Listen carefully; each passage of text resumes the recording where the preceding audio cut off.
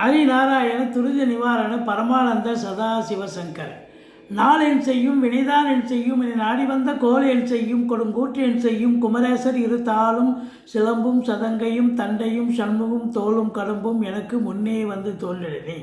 ஓம் அனுமந்தாய வித்மகே வாயு புத்திராய தீமகே தந்துனோ மாருதி பிரச்சோத்தியாத் பட்டீஸ்வரம் ஸ்ரீ விஷ்ணு துர்க்கையே போற்றி. திருவாரூர் தட்சிணாமூர்த்தி சுவாமிகளே போற்றி. மேல்மலையனூர் அங்காள பரமேஸ்வரி தாயை போற்றி. ஆர்ப்பாக்கும் ஆதிப்பட்டாளகனை போற்றி. உலகெங்கிலும் வாழ்ந்து கொண்டிருக்கும் ஸ்ரீராம் ஆஸ்ட்ரோ யூடியூப் சேனல் நேயர்களுக்கு டாக்டர் சைதை ராஜாவின் அன்பான வணக்கங்கள். நாம் இப்பொழுது இந்த எபிசோடில் வீக்லி ராசி பலன்கள், அதாவது மார்ச் 1 முதல் மார்ச் 7 வரைக்கும் உள்ளடக்கிய நாட்களுக்கு கிரகங்கள் ஒவ்வொரு ராசிக்கும் எப்பேற்பட்ட பலனை வழங்கப் போகிறது என்பதை பார்க்கலாம் வாங்க. இதுவரைக்கும் எங்கள் சேனலை பார்த்து கொண்டிருக்கும் அன்பர்கள், சப்ஸ்கிரைப் செய்யாதவர்கள் சப்ஸ்கிரைப் செய்து கொள்ளும்படி கேட்டுக்கொள்கிறோம். ரைட் சைடில் சப்ஸ்கிரைப் இருக்கும், பெல் பட்டன் இருக்கும், ரெண்டுத்தையும் ப்ரெஸ் பண்ணிங்கன்னா அடுத்த நொடியே எங்களுடைய வீடியோ உங்களை நோக்கி வர துவங்கிவிடும். மார்ச் 3ஆம் தேதி பௌர்ணமி திதி வருகிறது. வாங்க ஒவ்வொரு ராசியாக பார்க்கலாம். ரிஷப ராசி அன்பர்களுக்கு வணக்கம். ரிஷப ராசி கால புருஷனுக்கு 2வது ராசி. கிருத்திகை 2, 3 பாதங்கள், 3, 4 பாதங்கள், ரோகிணி மிருகசீரிஷம் 1, 2 பாதங்கள் உள்ளடக்கியது. இந்த ரிஷப ராசிக்கு இந்த மார்ச் 1 முதல் 7ஆம் தேதி வரைக்கும் எப்படி இருக்க போகுது வாங்க பார்க்கலாம். முதல்ல ராசிநாதன் நல்ல நிலையில் இருக்காரா பாருங்க. அவர் 3 நாள் கும்பத்தில் சுக்கிரன் 10ஆம் இடத்தில் சஞ்சாரம் செய்து பலனை தருகிறார். வார இறுதியில் 4 நாட்களும் ராசிநாதன் சுக்கிரன் உச்சம் பெறுகிறார். அப்போது இந்த ரிஷபத்தில் பிறந்த அன்பர்களுக்கு இந்த வாரம் சிறப்பாக இருக்குமா? எங்கள் ராசிநாதன் உச்சநிலை பெறுகிறாருங்க. அப்போ நீங்கள் நினச்சதெல்லாம் சாதிக்க போகிறீங்க, நினைக்காத விஷயங்கள் கூட கைகூடி வரப்போகிறது அப்படின்னு சொல்லணும்.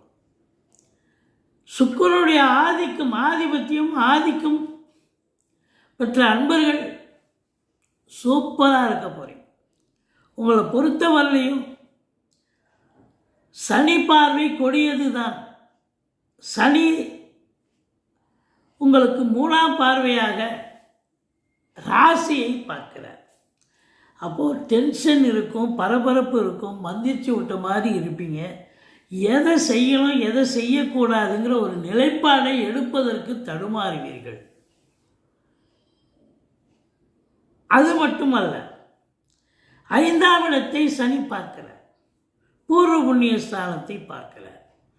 பிள்ளைகளுக்கும் உங்களுக்கும் ஒரு கருத்து வேறுபாடு வரும்.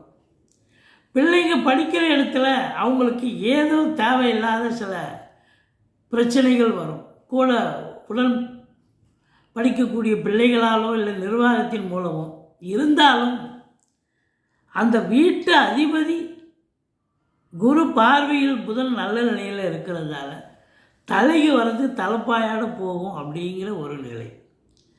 மற்றபடி சுக்கிரனுடைய ஆதிக்கம் நிறைந்த இந்த அன்பர்கள், கலைத்துறையில் பணியாற்றக்கூடியவர்களுக்கு சுக்கிரன் உச்சமடைகிறார். அவர் என்ன வருஷம் பூராமல் உச்சமாக இருக்க போகிறார். அதெல்லாம் மாத கிரகங்கள். அப்போது உங்களை பொறுத்தவரையிலையும் இந்த உச்சமடையக்கூடிய காலம் ஏதோ கடவுள் கண் திறந்து ஒரு நல்லது நடக்கும் அப்படிங்கிறது நிச்சயமான ஒரு உண்மை. ராசிநாதன் உச்சம் பெறுகிறார் என்று சொன்னால் அந்த ராசிக்கு நல்லது தானங்க நடக்க போகுது. அப்போது சினிமா இண்டஸ்ட்ரி, தொலைக்காட்சி இண்டஸ்ட்ரி, பத்திரிகை துறை, மீடியா துறை, எழுத்துத்துறை, ஆசிரியர்கள், பேராசிரியர்கள், இலக்கியவாதிகள், டாக்குமெண்ட் ரைட்டர்ஸ், எழுத்தாளர்கள், ஒப்பனையாளர்கள், மேக்கப் பண்ணக்கூடியவர்கள், திருமணத்துக்கு ஒப்பனை பண்ணுவாங்க அவங்க, ஆர்டிஸ்ட்டு, பெயிண்டர்ஸு, வீட்டை அலங்காரம் பண்ணக்கூடியவர்கள், பெயிண்டர்ஸு, இவங்க அத்தனை பேர்களுக்கும் மட்டுமல்ல, வங்கிகளில் பணிபுரிபவர்கள், இன்சூரன்ஸு, ஃபைனான்ஸு போன்றவற்றில் வேலை பார்க்கக்கூடியவர்களுக்கும் பதவி உயர்வு, ஊதிய உயர்வு இதெல்லாம் கண்டிப்பாக கிடைக்கும். நினச்சதை சாதிக்க போகிறீங்க அப்படின்னு கண்டிப்பாக சொல்லணும். செவ்வாய் குரு பார்வை பெற்று 4ஆம் இடத்தை பார்க்கிறார். 4இல் கேது இருந்தாலும் 4ஆம் இடத்தை செவ்வாய், சூரியன், சுக்கிரன், புதன், ராகு இப்படி அதிகமான கிரகங்கள் 4ஆம் இடத்தை பார்வையிடுவதால் 4க்கு ஆதிக்கம் பெற்ற இடம் ரொம்ப வளர்ச்சி அடைகிறது. வீடு வாங்கணுமா, தோட்டம் துறவு வாங்கணுமா, ஃப்ளாட்டு வாங்கணுமா, கண்டிப்பாக அதில் இன்வெஸ்ட் பண்ணக்கூடிய ஒரு காலம். திடுதுப்புல உங்களுக்கு ரொம்ப நாளாக எதிர்பார்த்து காத்திருப்பீங்க வீடு அமையலன்னு, இப்போ பார்த்தா உங்களுக்கு சட்டு புட்டுன்னு முடியும். அதுதான் ஏதோ ஒன்று உங்கள் பேரில் ரீஸ் பண்ணக்கூடிய ஒரு அமைப்பு, இல்லை அக்ரிமெண்ட்டாவது சைன் பண்ணக்கூடிய ஒரு நிலை நிச்சயமாக இருக்கும். படிக்கிற பிள்ளைகளும் நல்லா படிப்பாங்க. அதுவும் வெளிநாடு போய் உயர்கல்வி படிக்கக்கூடிய பிள்ளைகளாகட்டும், இல்லை உள்நாட்டில் இப்போ உயர்கல்வி படிக்கக்கூடிய பிள்ளைகளாகட்டும், படிப்பில் ரொம்ப சுட்டித்தனமாக நல்ல திறம்பட படித்து தங்களை வளர்த்து கொள்வார்கள். தங்களுடைய தகுதி வளரக்கூடிய நிலை இருக்கிறது. இருந்தாலும் 4இல் கேது பகவான் இருப்பதால் தாய்க்கும் தாய் வழி சொந்தங்களுக்கும் உங்களுக்கும் ஆகாது அப்படின்னு சொல்லணும். அது மட்டுமல்ல, வண்டி வாகனங்கள் செலவு வைக்கும். வீட்டுக்கு மெயின்டெனன்ஸ் செலவுன்னு ஒன்று இருக்கும். அது திடீர்னு பார்த்தீங்கன்னா ஒரு வாரத்துக்கு உண்டான செலவை நீங்கள் அதாவது ஒரு மாதத்துக்கு உண்டான செலவை ஒரு வாரத்திலேயே காலி பண்ணிடுவீங்க. அப்படி ஒரு நிலை இருக்கும். அதனால் எச்சரிக்கையாக இருங்க. ஆனாலும் 6ஆம் இடத்தை குரு பார்ப்பதால் எதிரிகள் ஓடி ஒளிவார்கள். கடன் சுமை படிப்படியாக குறையும். கோர்ட்டில் கேஸ் எதாக இருந்தால் சாதகமாக தீர்ப்பு வரும். உடன் பணியாற்றும் அன்பர்கள், அது அதிகாரிகளாகட்டும், இல்லை உங்களுக்கு கீழே வேலை பார்க்கக்கூடிய சக ஊழியர்களாகட்டும், எல்லாம் உங்களுக்கு ரொம்ப உங்கள் ஆத்ம திருப்தியான ஒரு கோஆப்ரேஷன் கண்டிப்பாக கொடுப்பாங்க அப்படின்னு சொல்லணும். அது மட்டுமல்ல, 8ஆம் இடத்தை குரு பார்க்கிறது. 8ஆம் இடம் என்பது திடீர் அதிர்ஷ்டம், குருட்டு அதிர்ஷ்டம்னு சொல்லக்கூடிய நிலை. நீங்கள் நினைச்சதெல்லாம் மட்டும் இல்லை, நினைக்காததும் நடக்கும். வரா கடன்கள் வசூலாகும். இன்சூரன்ஸ் பணம் கிளைம் ஆகி கைக்கு வரக்கூடிய ஒரு காலகட்டம். வாரிசே இல்லாத குடும்பங்களுக்கு உங்களை வாரிசாக நியமித்து அவங்களுடைய சொத்து பத்து நகரட்டு லிக்விட் கேஷ் உங்கள் பெயருக்கு மாற்றி எழுதக்கூடிய விபரீத ராஜயோகம் நிச்சயமாக கிடைக்கும் அப்படின்னு சொல்லணும். இந்த 7ஆம் இடத்தை பற்றி பேசியாகணும். 7ஆம் இடத்தை அதிபதி 10ல் போய் உட்காந்துருக்கார். வாழ்க்கை துணை அல்லது மனைவியால் யோக பாக்கியங்கள். ஒன்று, அவங்க வேலை பார்க்குறவங்களா இருந்தால் வேலை பார்க்குற இடத்துல பதவி உயர்வு, ஊதிய உயர்வு, டிரான்ஸ்ஃபர், இன்க்ரிமெண்ட் போன்ற சலுகைகள் கிடைக்கும். அல்லது அவங்க என்ன எதிர்பார்க்குறாங்களோ அந்த எதிர்பார்ப்பு பூர்த்தி ஆகும். சொத்து பத்து அவங்களுக்கு வர வேண்டிய நிலுவையில் இருந்தால், பங்கு இருந்தால் அவங்க பங்கு பிரித்து கொண்டு வருவாங்க அப்படின்னு சொல்லணும். மற்றபடி கல்வி நிறுவனங்கள், கல்விக்கூடங்கள், கல்வியாளர்கள், கல்வி பயிலும் மாணவ செல்வங்கள் இவங்களுக்கெல்லாம் ஒரு பொற்காலம். 2ஆம் இடத்துல குரு இருக்க கொடுத்து வைக்கணுங்க. தனகாரர்கள் தனஸ்தானத்தில் இருந்தால் தன பிராப்தி உண்டல்லவா.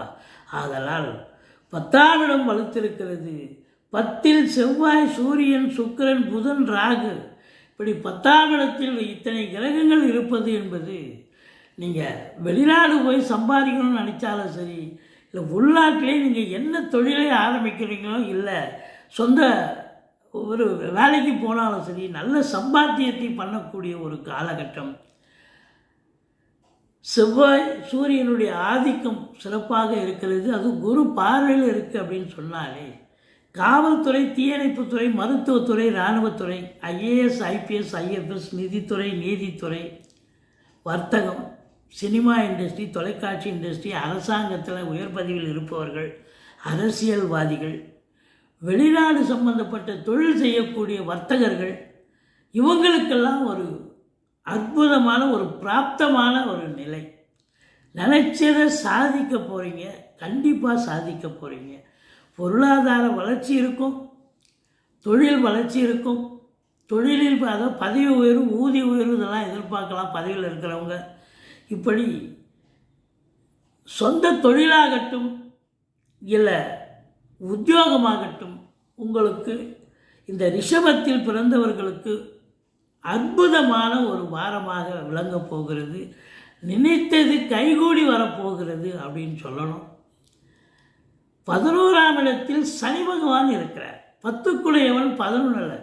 அப்போது உங்களுக்கு எல்லா கிரகங்களும் சாதகமாக இருக்கின்றன. சனி பகவான் உங்களுக்கு எடுக்க முடியாது, ஏன்னா 11 இருக்கார். 11 இருக்கக்கூடிய எந்த ஒரு கிரகமும் அளப்பரிய பலனை தரும். அப்போது உங்களை பொறுத்தவரையிலையும் ரிஷபத்துக்கு பொற்காலம், இந்த வாரம் சாதிக்கும் நேரம், சரித்திரம் படைக்கக்கூடிய காலம். எங்களுடைய வீடியோ பிடிச்சிருந்தால் லைக் பண்ணுங்கள், ஷேர் பண்ணுங்கள், சப்ஸ்கிரைப் பண்ணுங்கள். மறக்காமல் சப்ஸ்கிரைப் பண்ணுங்கள். நன்றி. வாழ்க வளமுடன்.